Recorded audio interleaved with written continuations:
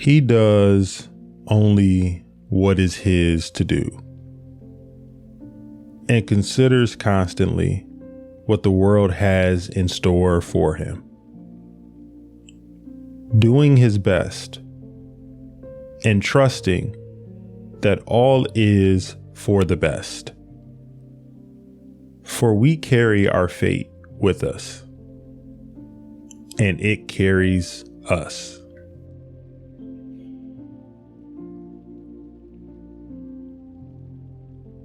To love only what happens, what was destined,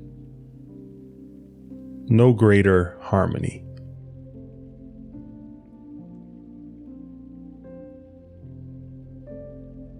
For there is a single harmony, just as the world forms a single body comprising all bodies. So fate forms a single purpose, comprising all purposes.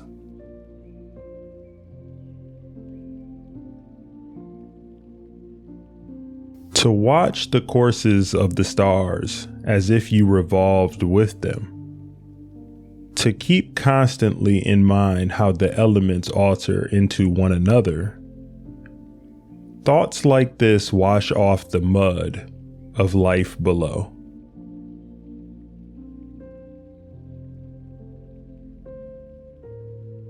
No one can keep you from living as your nature requires. Nothing can happen to you that is not required by nature.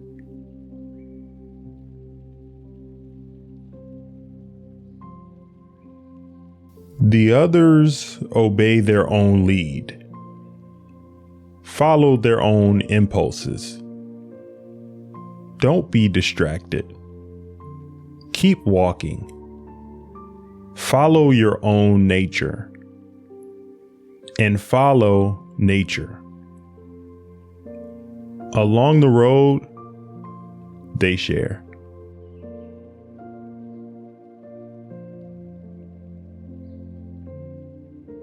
Doctors keep their scalpels and other instruments handy for emergencies. Keep your philosophy ready too. Ready to understand heaven and earth. In everything you do, even the smallest thing. Remember the chain that links them. Nothing earthly succeeds by ignoring heaven. Nothing heavenly by ignoring the earth.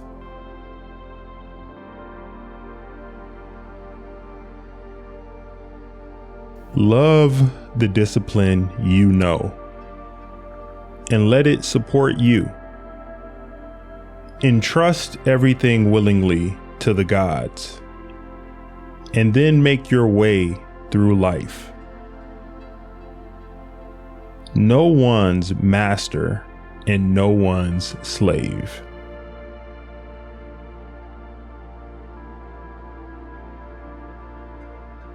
People try to get away from it all, to the country, to the beach, to the mountains. You always wish that you could too, which is idiotic.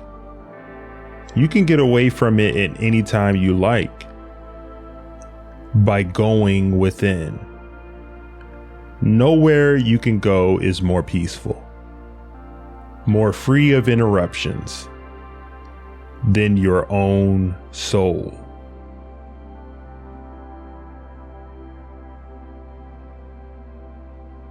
What injures the hive injures the bee.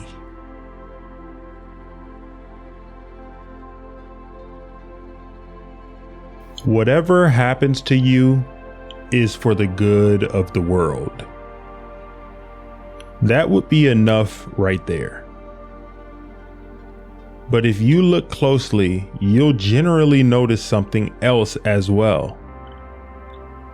Whatever happens to a single person is for the good of others.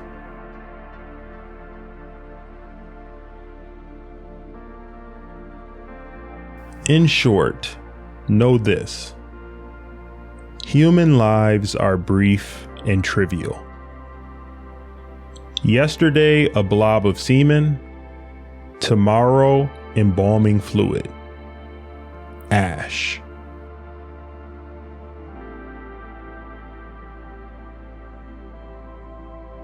Indifference to external events, and a commitment to justice in your own acts, which means thought and action resulting in the common good, what you were born to do.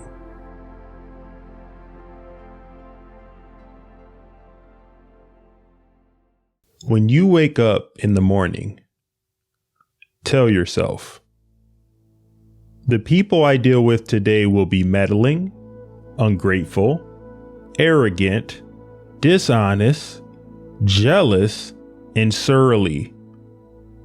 They are like this because they can't tell good from evil.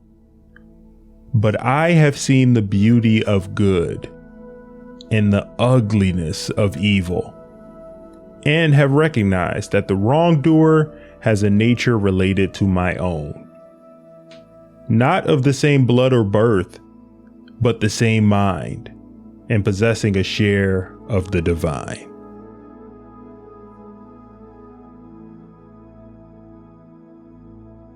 Fight to be the person philosophy tried to make you. Revere the gods. Watch over human beings. Our lives are short. The only rewards of our existence here are an unstained character and unselfish acts.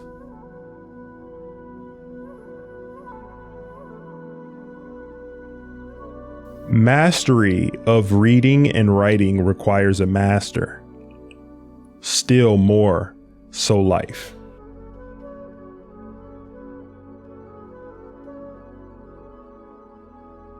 People who labor all their lives but have no purpose to direct every thought and impulse toward are wasting their time, even when hard at work.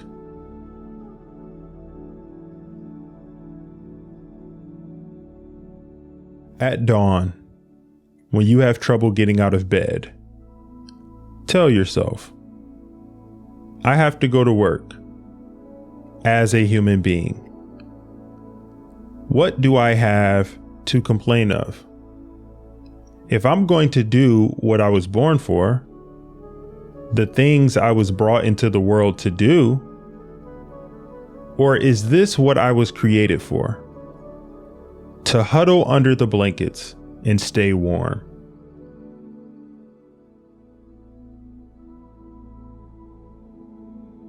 You don't love yourself enough.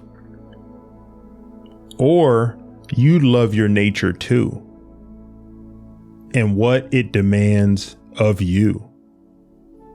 People who love what they do wear themselves down doing it. They even forget to wash or eat.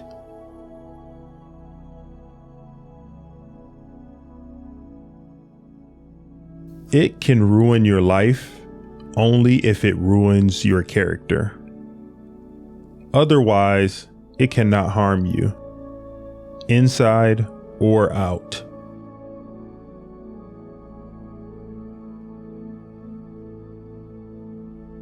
Perfection of character? To live your last day, every day, without frenzy or sloth or pretense?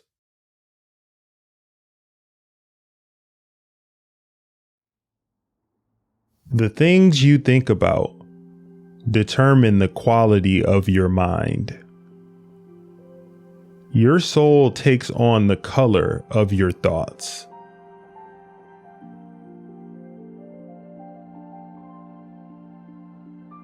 The mind in itself has no needs, except for those it creates itself. Is undisturbed except for its own disturbances. knows no obstructions except those from within.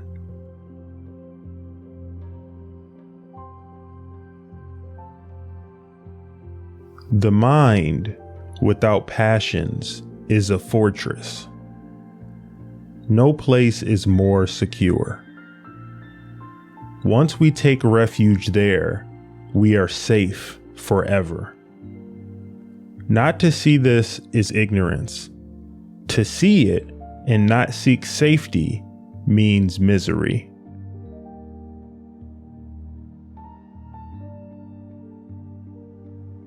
That things have no hold on the soul. They stand there unmoving, outside it. Disturbance comes only from within, from our own perceptions.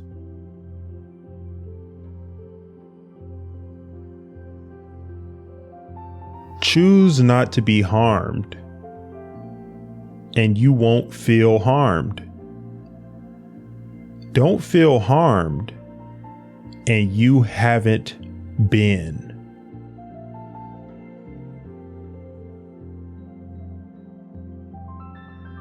Objective judgment, now, at this very moment.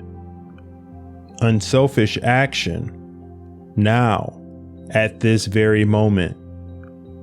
Willing acceptance, now, at this very moment, of all external events. That's all you need.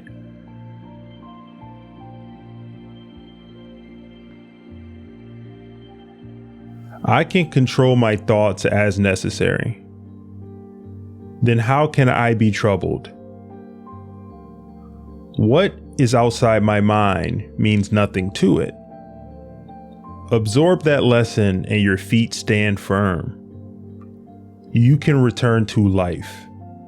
Look at things as you did before, and life returns.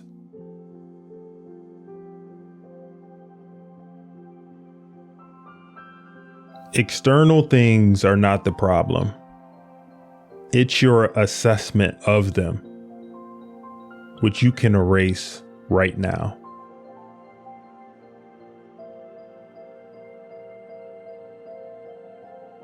Your three components, body, breath, mind, 2 are yours in trust. To the third alone, you have clear title.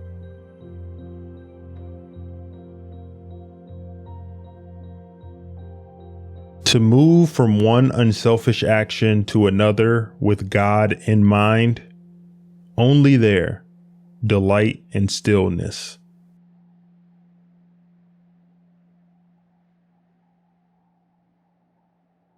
For every action, ask, how does it affect me? Could I change my mind about it? But soon I'll be dead, and the slate's empty. So is this the only question?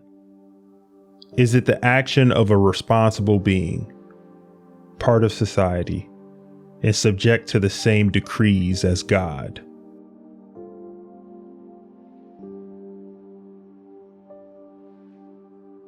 To stop talking about what the good man is like, and just be one.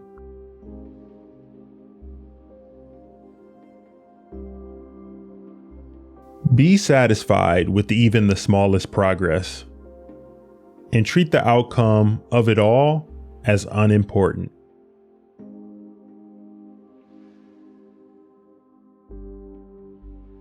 You see how few things you have to do to live a satisfying and reverent life. If you can manage this, that's all even the gods can ask of you.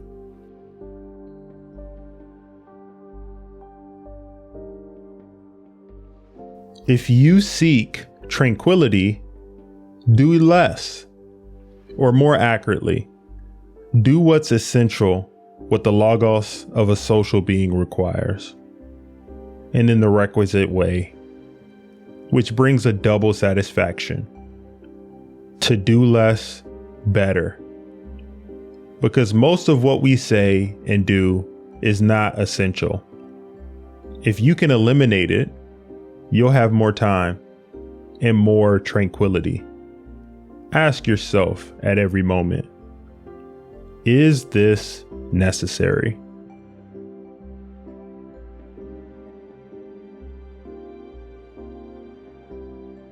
The impediment to action advances action. What stands in the way becomes the way.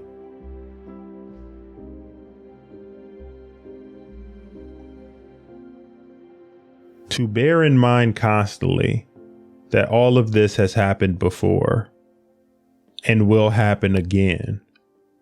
The same plot from beginning to end, the identical staging. Produce them in your mind as you know them from experience or from history.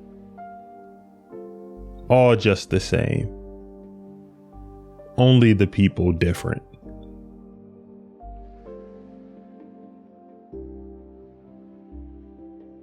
Forget everything else. Keep hold of this alone and remember it.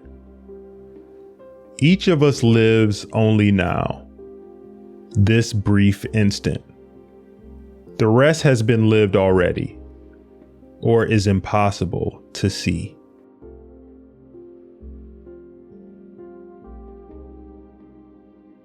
Think of yourself as dead. You have lived your life. Now take what's left and live it properly.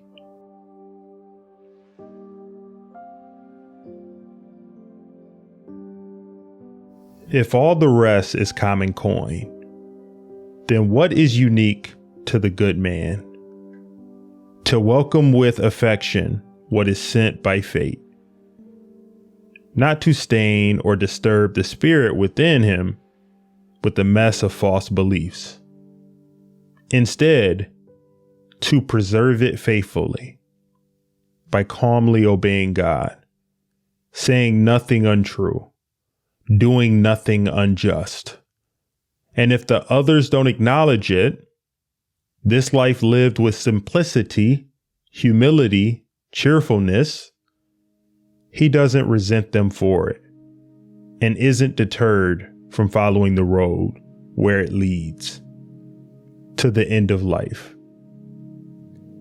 An end to be approached in purity, in serenity, in acceptance, in peaceful unity with what must be.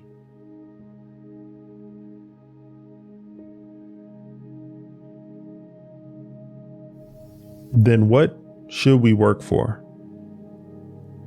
Only this: proper understanding, unselfish action, truthful speech, a resolve to accept whatever happens as necessary and familiar, flowing like water from that same source in spring.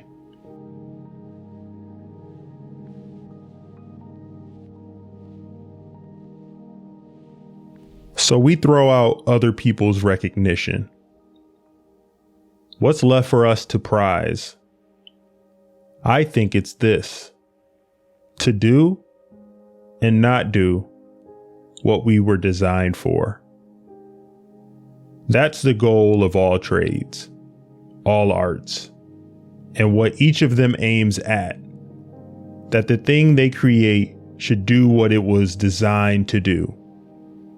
The nurseryman who cares for the vines, the horse trainer, the dog breeder. This is what they aim at.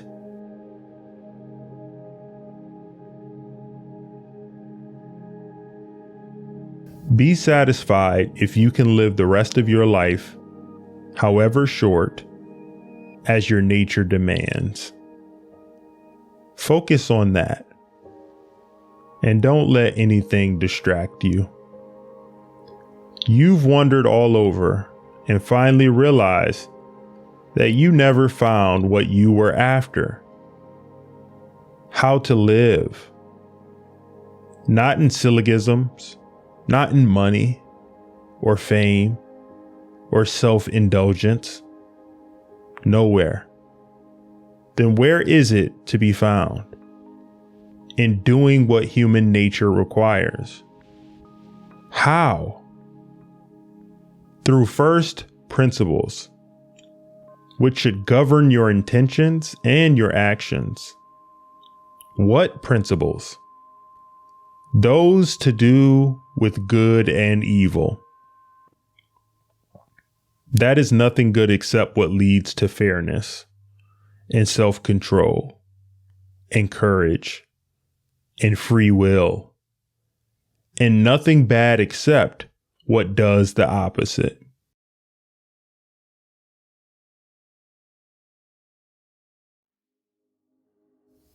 To my soul, are you ever going to achieve goodness?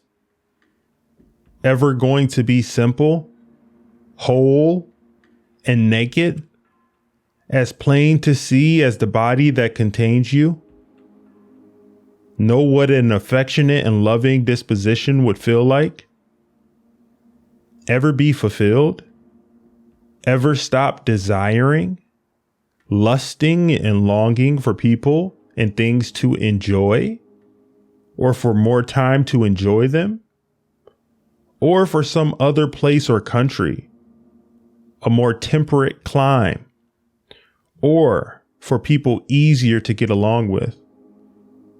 And instead be satisfied with what you have and accept the present, all of it, and convince yourself that everything is the gift of the gods, that things are good and always will be, whatever they decide and have in store for the preservation of that perfect entity, good and just beautiful, creating all things, connecting and embracing them, and gathering in their separate fragments to create more like them.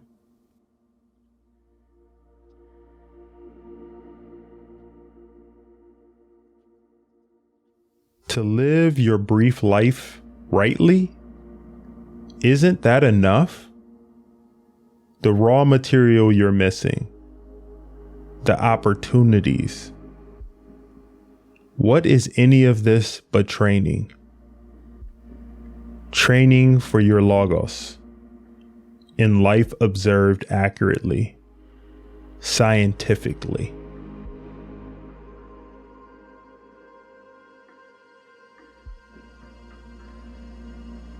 People ask, have you ever seen the gods you worship? How can you be sure they exist? Answers. 1. Just look around you.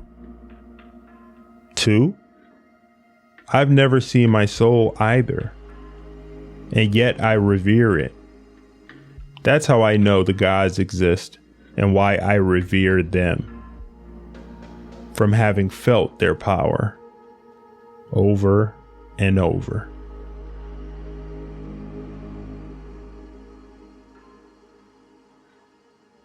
Don't ever forget these things. The nature of the world, my nature, how I relate to the world, what proportion of it I make up, that you are part of nature, and no one can prevent you from speaking and acting in harmony with it. Always.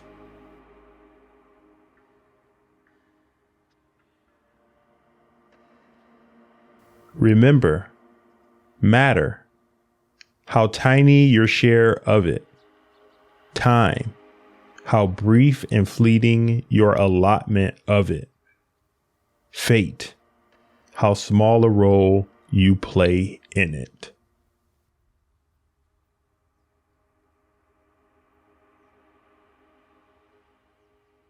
Wash yourself clean with simplicity, with humility, with indifference to everything but right and wrong. Care for other human beings. Follow God.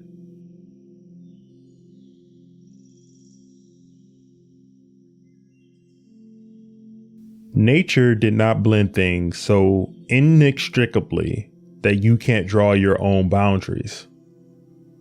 Place your own well-being in your own hands. It's quite possible to be a good man without anyone realizing it. Remember that. And this too. You don't need much to live happily. And just because you've abandoned your hopes of becoming a great thinker or scientist, don't give up on attaining freedom, achieving humility, serving others, obeying God.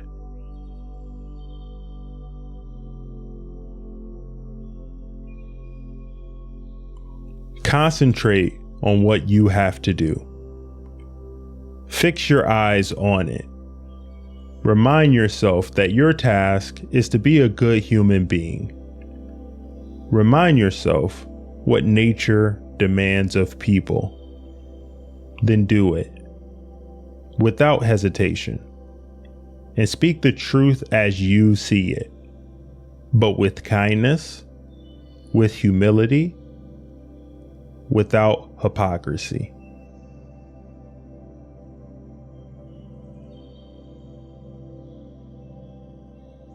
Apply them constantly to everything that happens. Physics, ethics, logic.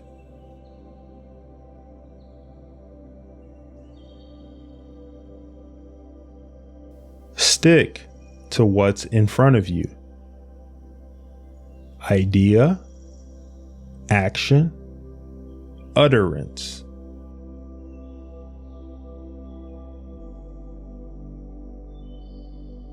Three relationships. 1. With the body you inhabit. 2. With the divine, the cause of everything and all things. And 3. With the people around you.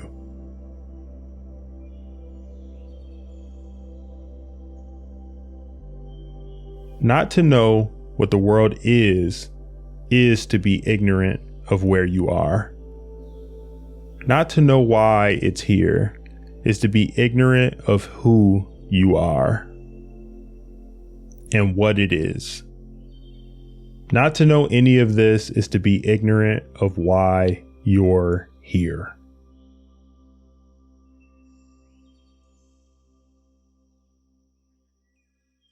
Epithets for yourself: upright, modest, straightforward, sane, cooperative, disinterested. If you maintain your claim to these epithets without caring if others apply them to you or not, you'll become a new person, living a new life.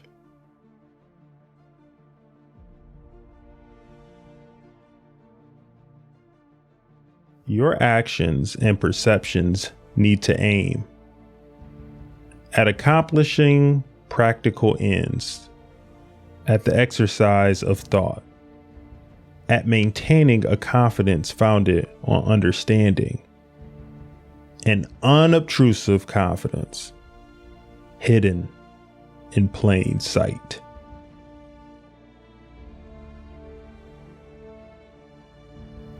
Continual awareness of all time and space, of the size and lifespan of all things around us, a grape seed in infinite space, a half twist of a corkscrew against eternity.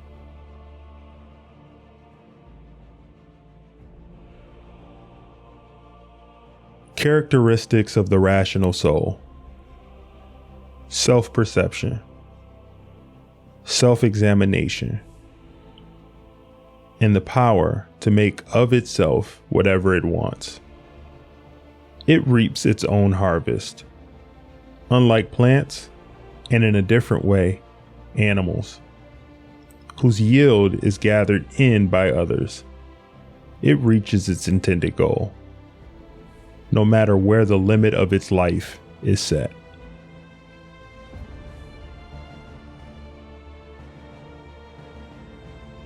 To see things as they are, substance, cause, and purpose.